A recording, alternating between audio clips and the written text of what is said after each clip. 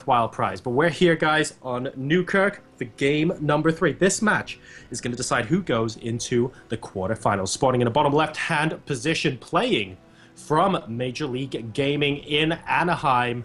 Let's see if he can take game number 3, performing extremely well with his area effect damage in game 2. It is none other than Grubby.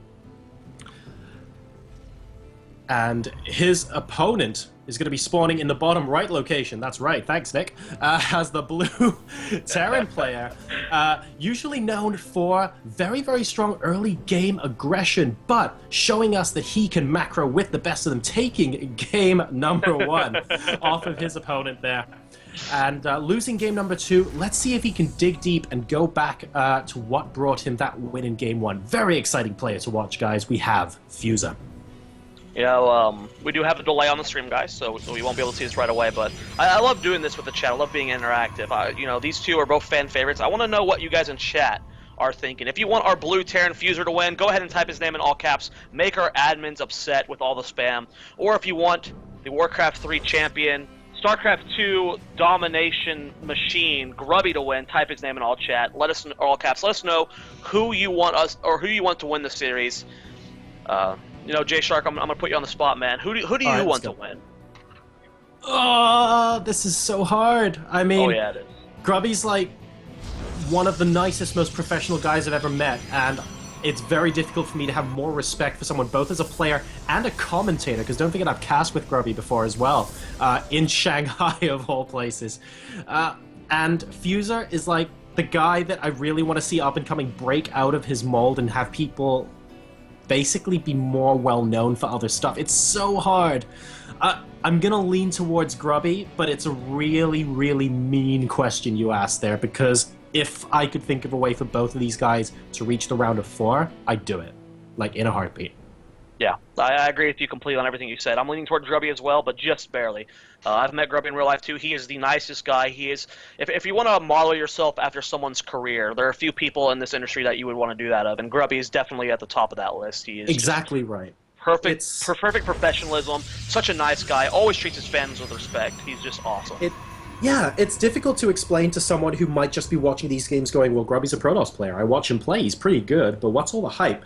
And you kind of almost have to see him at real-life events just to understand his level of professionalism. He always goes to the fans, but even when he loses, he is... I feel like he is the mature professional gamer. And that's really what sets him apart from the rest. Excellent scout, by the way, in this game, guys. We haven't forgotten about this as well. From the Reaper that we saw as well make an appearance earlier on in this series. Very, very good scout spotting that there's basically nothing inside the main base of Grubby aside from that gateway and cybernetics core, and that should get Fuzer thinking. But the difference in this particular game is that we actually see a second and a third Reaper out on the map. So this time, when he goes in for round 2 to scout stuff out, he is going to be a lot more inclined to try and pick off as many probes as he can. Let's see if he can get the damage done. He's also got a bunker down in his main base as well, which is so smart, because as soon as he didn't see anything, he's expecting Proxy Stargate. He's waiting for the Oracle to come in. Yeah, both breeds from both these players have been fantastic. Actually, one probe got into the main base of Fuzer and saw everything as well. Reapers are going to eventually take down this Stalker. Good control from Fuzer, making sure that one Reaper does get away. Oracle moving into the main base. Now, again, there is that bunker. Don't know how much damage Grubby can be able to do with this Oracle. This is a very highly charged game 3 here. Grubby's going to be the one coming out all guns blazing with the aggression. A couple of works already going down to the Oracle. I'm surprised, well, Fuzer has to leave, really, some of those Marines inside the bunker until he hits some sort of critical mass, and that might be an invitation for him to come out with the Marines. Yes, it is, because that Oracle now has no shield, so even though they can pick up Marines very quickly, he will be able to pick off that Oracle. That is huge from Fuzer, because Grubby could have left that flying around and done a lot more damage going into the latter stages of the game, and now we have some counterattacks coming in from Fuzer, but unfortunately the Mothership Core is out as well. He's going to be running away with those, but good job to keep all 3 of them alive. You know, nice job on Grubby. You know, what Fuzer's main goal there was to bait that Photon overcharge, make it waste its early energy. Grubby did not go for that, just patiently let himself lose one probe and then force the Reapers to back up, because they would have died if they stayed any longer. And we do have a Void Ray coming up here. Interesting choice from Grubby. We'll have to see how much damage you can do with that prismatic alignment. It does extra damage versus armored. Buildings are armored, so you can snipe that bunker fairly quickly. And he's building more Void Rays. Maybe he's thinking a swarm of Void Rays, send in about 3 or 4, and do as much damage as possible. Well, this is a very interesting play here from Grubby. He's just been non-stop aggressive this game against Fuzer here, and we're going to see very shortly, with supplemented from this Void Ray or two, if that's actually going to pay dividends here. We have got the engineering bay already up for Fuzer, and don't forget, his bunker is still in the mineral line, so he will have Marines within relatively close proximity to his mineral line here. But only now is he making the orbital command on his natural expansion. He's been very, very careful about having enough units out to try and defend against potential aggression, and he's going to need them very shortly here. Oh yeah, I mean the 4 gate is coming. Keep in mind that Grubby, or that Fuzer, has not scouted the 4 gate that Grubby has on the field. Coming forward here, the prismatic alignment goes down. He's immediately targeting down that one bunker. Marines being pulled back at the same time. Grubby going to be moving his forces at the front, gets the bunker, does force all of the Marines to run to the back of the base. At the same time, he's busting the front with these stalkers. 1 Marine's inside. Fuzer really having to decide where he wants to send all of his Marines here. SCVs have been pulled. 1 stalker does fall. Supply depot does go down. Does not supply block Fuzer though.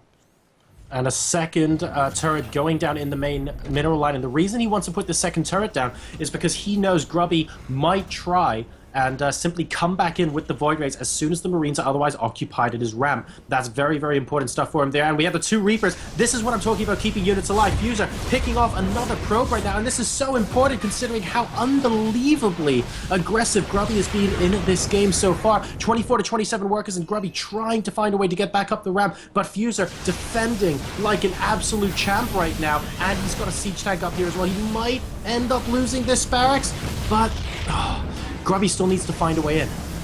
Prismatic alignment is so fast at killing buildings. Going to be able to snipe this tech lab on this factory as well. Income tab, guys, we see that it's 27 to 25. 1 Void Ray comes forward and snipes that siege tank, ends up losing the Void Ray, though. Not the best trade, in my opinion. Both players just patiently waiting this out, man. Yeah, like the second siege tank's going to be out in just under 10 seconds as well, and will be sieged up. So if Grubby wanted to go in and sacrifice the Void Ray for the siege tank, really should have followed that up with busting the front there and then. As it stands now, Fuzer's going to be able to siege up the second tank, and I don't think Grubby wants to give up a second Void Ray to have that off the field. Yeah, for sure.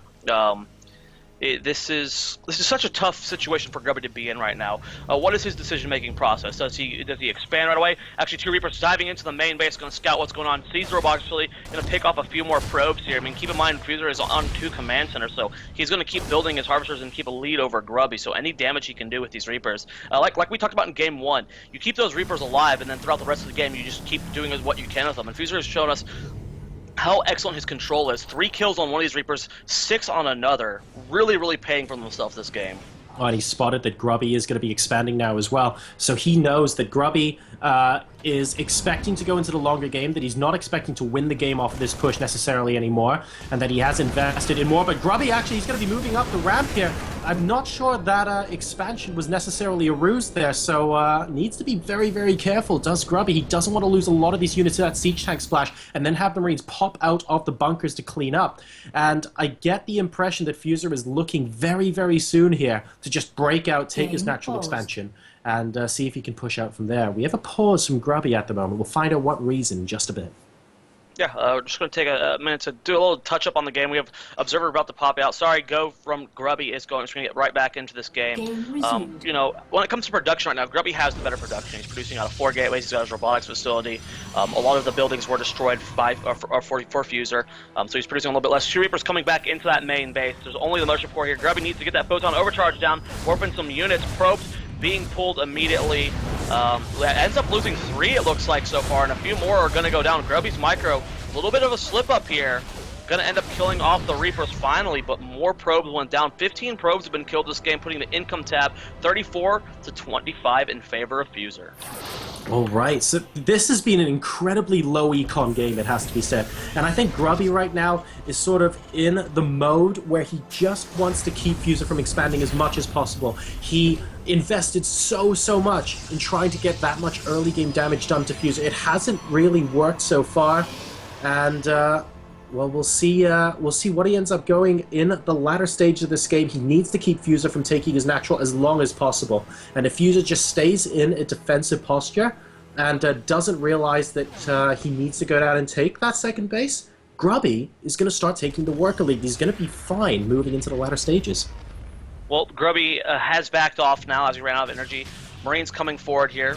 Ball bunkers have been touched. Big stim forward from Fuzer, and none of these units should be able to get home. Depends on how many stims Fuzer wants to use, but the Zeld's going to fall. Stalkers will be able to make it back, but about half that army does end up getting destroyed. There are finally medevacs out on the field, and Fuzer going for an attack. Surprised, there we go. I was about to say, surprised we don't see SCVs, but there they go, coming across the map. Fuzer going for a pretty big all-in. Void Race intercepting some of these siege tanks. Huge win for Grubby right now, but he can't afford to lose these Void Race, and with the Marines and Stim, they're all very low in health, but they're going to get both of these Void Rays.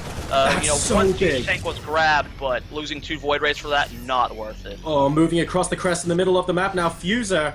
Arguably with a trademark SCV pull, but this is at the 15-minute mark of the game. An incredibly low econ, super aggressive game out of both players so far. And Fuzer is going to be the one to say, hey, look, enough's enough. I want to win this game right here, right now. Grubby does have a Colossus out. Extended Thermal Lance not quite done. It's about 15 seconds from being done. And Fuzer moving into the natural expansion here. Second Colossus is out. Is it going to be enough, though? Fuzer moving in with everything he's got. The Nexus cannon has gone down. Time Warp as well. Can he focus down the units he needs to fast enough? Fuzer at 78 supply. Grubby at 83. Extended Thermal Lance is done. Those 2 Colossi are still alive, but Fuzer has a huge army here. I want to point out that Grubby is using the Photon Overcharge to target down the siege tanks. He sniped one right off the bat and is forcing repair on the second one, and it's going to go down. Great control from Grubby.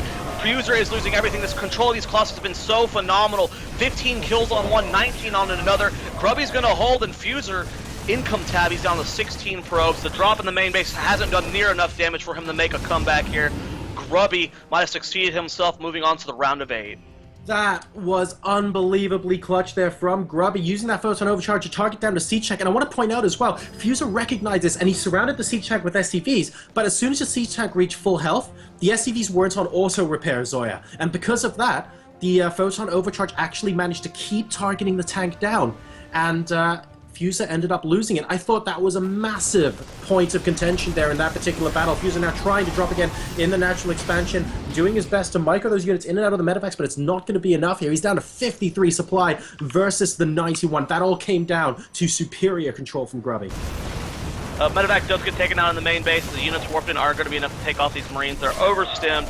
Fuzer, if we take a look at that supply, it's 48 to 93. 51 probes of 20 harvesters. So yeah, there's 30 supply in probes that Fuzer doesn't have. That still puts Grubby's army supply ahead of Fuzer. He's just really can't afford to do anything right now. He's going to try and just contain Grubby, force him to stay home with drop play while he tries and rebuilds his economy. Don't know if it's going to work. Yeah, for this to work, he would have to pick off the Colossus in the main base, maybe pick off all the probes there, and possibly get the Nexus as well, at which point we'd go, well, okay.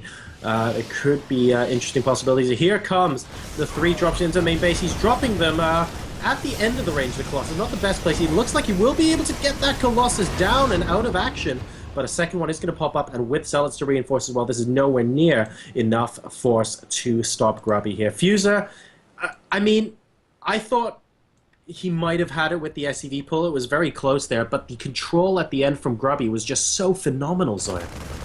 It really was. He using the Nexus cannon target down those tanks. Controlling his Colossus so very well. Both of them hitting close to 20 kills.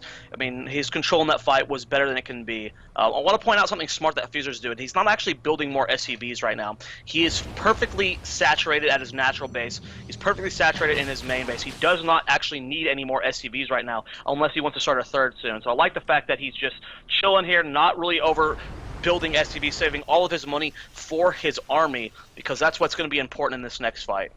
Yeah, he's gonna. This is about as all-in as it's gonna get. I just don't think it's really gonna be enough here. He has a decent number of Vikings out to try and counteract any Colossi that he will be seeing, but the ground army from Grubby is just so strong. It's 111 supply versus 79. And Fuzer is going to boost his medevacs forward, and he will be able to pick up a couple of probes and do incredible amounts of damage, maybe, to the third base. Mothership Core is going to go down as well, and the army from Grubby is completely out of position. The Nexus Cannon has gone down. Will he be able to snipe it off in time? It doesn't look like he has to pick up into the medevacs and fly out of there, but the Photon Overcharge will be able to try and pick off a couple of units on the way out, and he's done damage, but definitely not enough.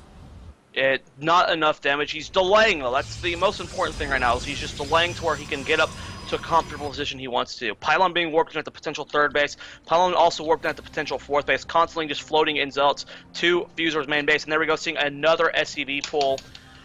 Fuzer going to try and put everything on the line here, but Grubby having a 30 supply lead has a Templar out on the field. Storm's not done, but the feedback's going to help a lot with those medevacs. I don't know, man. It's going to be tough for Fuzer.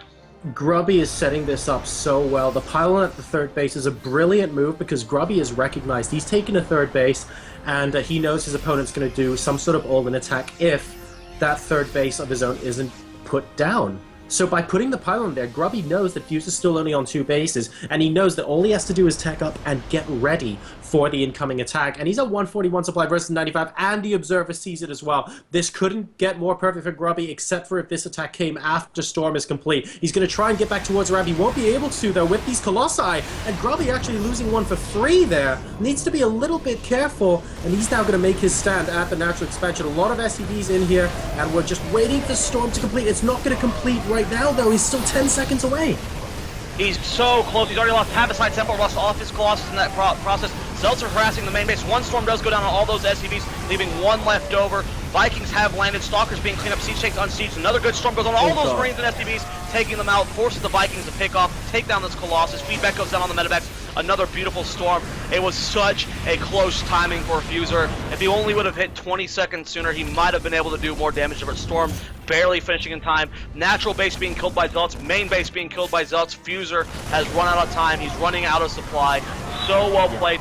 One thing I want to point out is Grubby's vision. Swapped his vision. He has green everywhere. He has vision anywhere across the map. If anything funky was going on, he would know of it right now. Grubby has played this third game so very well. That's a great point. Hashtag YOLO for Fuzer there. GG, and Grubby takes the victory.